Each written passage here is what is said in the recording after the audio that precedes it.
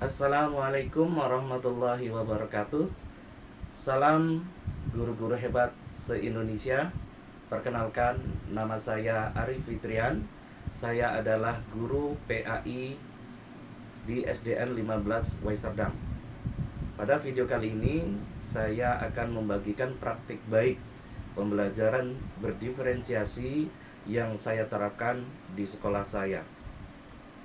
Seperti yang kita ketahui, bahwa peserta didik kita memiliki karakteristik yang bermacam-macam, baik dalam kesiapan mereka belajar, minat mereka, maupun gaya belajar mereka. Keunikan mereka ini tentunya harus kita akomodasi. Tidak cukup kita memberikan pembelajaran yang sama antara karakteristik peserta didik yang satu dengan peserta didik yang lain. Kita perlu mengakomodir kebutuhan mereka sehingga konten atau materi yang kita berikan bisa mereka terima dengan baik sesuai dengan gaya belajar mereka atau minat mereka ataupun kesiapan belajar mereka. Nah, pada praktik baik yang saya terapkan, saya menerapkan pembelajaran berdiferensiasi konten yang sudah saya modifikasi. Pertimbangan yang saya lakukan adalah karena kondisi sekolah saya pada saat saya melakukan praktik baik tersebut tidak dalam kondisi ideal untuk melakukan sebagaimana seharusnya. Bagaimana praktik baik pembelajaran berdiferensiasi yang saya lakukan? Mari kita saksikan bersama. Guru-guru hebat se-Indonesia, seperti pada umumnya, sebelum kita melakukan pembelajaran, tentu hal yang pertama yang perlu dilakukan adalah melakukan persiapan. Kita harus sudah mempersiapkan rancangan pembelajaran yang akan kita laksanakan di kelas. Setelah saya membuat persiapan berupa RPP yang akan saya laksanakan di dalam kelas, kemudian saya laksanakan rancangan atau RPP tersebut di kelas sesuai dengan jadwal yang sudah saya persiapkan. Pada bagian pendahuluan, tentunya saya awali dengan salam, berdoa, kemudian sebagai penumbuhan karakter profil pemuda Pancasila, saya biasanya mengajak peserta didik untuk menghafalkan surat-surat pendek, kemudian menyanyikan lagu wajib nasional. Kemudian setelah itu saya absen, kemudian saya melakukan apersepsi dan menjelaskan langkah-langkah kegiatan pembelajaran yang akan saya laksanakan bersama peserta didik.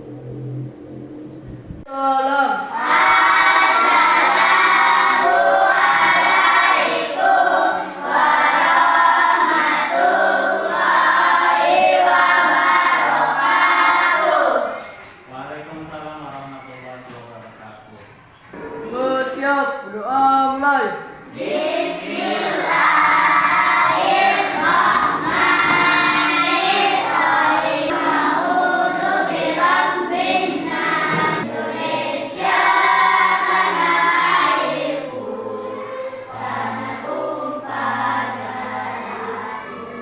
Hari ini siapa yang nggak hadir? Siapa?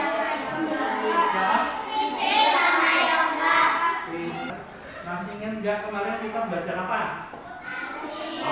Belajar tentang apa? Tadarus Al-Quran. Materi yang akan kita pelajari hari ini berkaitan dengan seorang tokoh yang disebutkan di dalam Al-Quran. Bapak mengharapkan yang pertama kalian nanti mampu menganalisis, mampu menelaah kisah tentang teladan Luqman.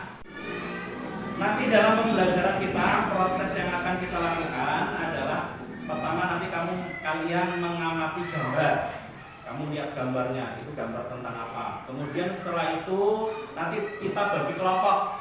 Pada kegiatan inti, awalnya saya membagi peserta didik menjadi 4 kelompok. Peserta didik saya bagikan LKPD atau lembar kerja peserta didik sebagai tugas mereka selama proses pembelajaran sekaligus memandu mereka untuk memahami materi atau konten pembelajaran yang akan saya sampaikan. Langkah selanjutnya, saya mengajak peserta didik untuk mengamati sebuah gambar. Gambar yang berisi kisah tentang Luqman Hakim dan seekor keledai. Ketika mengamati gambar, saya mengajak peserta didik untuk berpendapat tentang gambar yang mereka amati. Kemudian setelah semua gambar sudah diamati, maka saya ajak mereka untuk menyimpulkan pesan apa yang terdapat dalam gambar tersebut. Kemudian saya ceritakan isi dari gambar yang mereka amati. Setelah mengamati gambar, selanjutnya saya menayangkan video pembelajaran tentang profil Luqmanul Hakim. Nah, peserta didik saya ajak untuk mengamati video dengan baik, dan saya ingatkan bahwa pada pengamatan ini nanti ada tugas yang mesti mereka selesaikan terkait dengan lembar kerja peserta didik yang saya berikan. Selama mereka mengerjakan tugas, saya berkeliling, memandu mereka, membimbing mereka hal-hal apa saja yang mereka tidak mengerti dari perintah atau tugas yang saya berikan. Selanjutnya, setelah tugas selesai, saya mengajak ke seluruh peserta didik untuk menjelajah perpustakaan sekolah. Ketika di dalam perpustakaan, mereka dipersilakan mencari sumber atau referensi materi yang terkait dengan tugas yang saya berikan melalui LKPD. Setelah peserta didik menyelesaikan kegiatan menjelajah perpustakaan, maka saya mengajak mereka untuk kembali ke kelas. Dan di ruang kelas, mereka saya persilakan untuk berdiskusi. Setelah mereka menyelesaikan diskusinya dan sudah merumuskan hasil diskusi, mereka kemudian saya minta untuk mempresentasikan secara bergiliran. Setelah semua kelompok selesai menyajikan atau mempresentasikan hasil diskusi mereka, maka kemudian saya mengajak peserta didik untuk bersama-sama menyimpulkan apa saja materi yang mereka pelajari dari awal pembelajaran sampai kegiatan presentasi tadi. Kita terlebih dahulu bentuk kelompok ya. Bapak mau bagikan lembar kerja. Ceritakan itu yang gambar 2, kamu lihatnya gambar apa?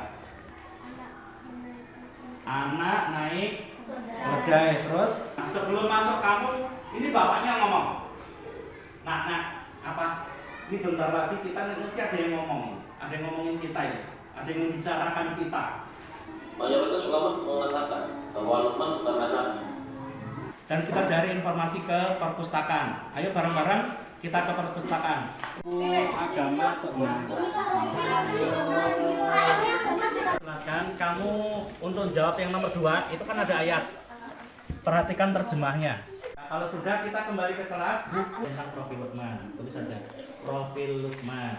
Jawabannya apa? Luqman adalah 1. Luqman adalah hamba Allah yang...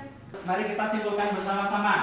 Pada kegiatan penutup, saya mengajak peserta didik untuk merefleksi bahwa dalam kegiatan yang sudah kita lakukan, apakah ada hal-hal yang menarik bagi mereka, apakah ada hal-hal yang menurut mereka sulit, atau apa saja harapan mereka untuk pembelajaran berikutnya. Soal evaluasi, saya buat menggunakan aplikasi Google Form yang linknya saya bagikan ke grup untuk mereka kerjakan kegiatan. Kemudian kami tutup dengan doa penutup dan diakhiri dengan salam. Bagaimana pembelajaran kita hari ini?